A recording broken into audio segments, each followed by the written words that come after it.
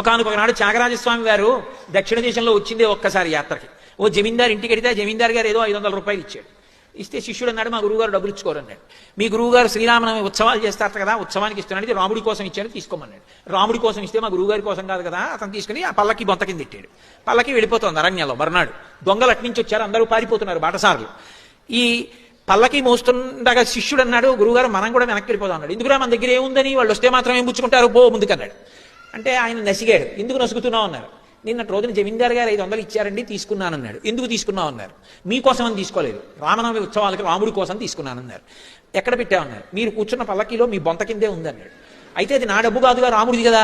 అవును, రాముడు ఇచ్చుకోవాలనుకుంటే దొంగలకి ఇచ్చుకుంటాడు, దక్కించుకోవాలంటే దక్కించుకుంటాడు, నీకెందుకు నాకెందుకు పద. పల్లకి వెళ్ళిపోతుంది. దొంగలు రానే వచ్చారు. వీడు ఒక్కడు ధైర్యంగా వెళ్ళిపోతున్నాడు. ఏమిటంటే పల్లకి దగ్గరికి అంత దూరం నుంచి కొంచెం దగ్గరికి వచ్చారు.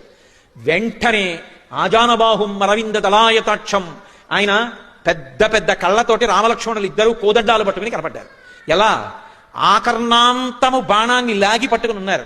వాళ్ళిద్దరూ వెనక్కి తిరిగి పరిగెడుతున్నారు, వీళ్ళిద్దరూ తరుగుతున్నారు. అలా చాలా దూరం వెళ్ళిపోతున్నారు. కానీ వాళ్ళు మధ్య మధ్యలో వెనక్కి చూడటం, ఎందుకంటే బాణం వదిలేశారు కానీ ఇంత అందంగా ఉన్నారు ఏంట్రా అని చూశారు. చూసి పారిపోయారు. మర్నాడు పోతున్న త్యాగరాజస్వామి అలాగో ఆలస్యం అయిపోయింది, చెట్టు కింద పడుకున్నాను రా, చెట్టు కింద పడుకుని అనుష్ఠానం చేసుకుంటున్నారు. ఆ దొంగలు ఇద్దరు మళ్ళీ వచ్చారు. వచ్చి నేల మీద పడి నమస్కారం చేసి, అయ్యా బుద్ధి గడ్డి తిని నిన్న మీ దగ్గర ఏమైనా ఉందేమో దొంగతనం చేద్దామని వచ్చాం కానీ